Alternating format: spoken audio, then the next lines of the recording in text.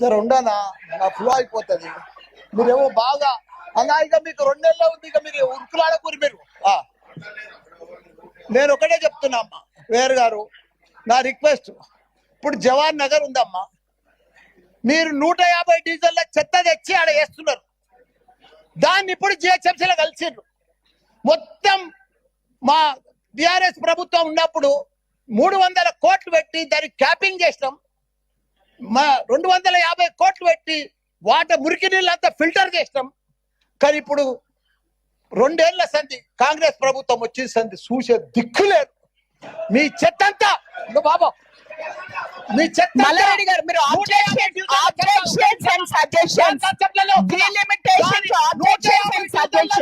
చెత్త అంతా తీసుకొచ్చారు. చెత్త గురించి ప్రజలు చచ్చిపోతున్నారు, బారిన పడుతున్నారు. చెత్త గురించి మాట్లాడట్లేదు, వాళ్ళకి జరాలు వస్తున్నాయి. చెత్త గురించి మనం మాట్లాడట్లేదు. No, మేము వేరే వాళ్ళకి ఇవ్వాలి. Mic we have to give it to somebody else. We have to give the mic to somebody else. We have to give the mic to somebody else. No. మీరు అబ్జెక్షన్స్ అండ్ సజెషన్స్ గురించి మాట్లాడితే మాట్లాడే. We are not talking about sanitation.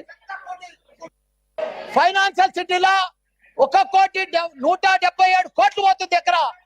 అది బంగారు గుట్ట, ఈడ చెత్త గుట్ట.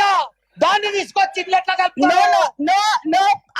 మీరు మీ డీలిమిటేషన్, ఆబ్జెక్షన్స్ అండ్ సజెషన్స్ గురించి మాట్లాడండి. లేదు అంటే నాది I have to give it to another person. Jagadish Goud గారు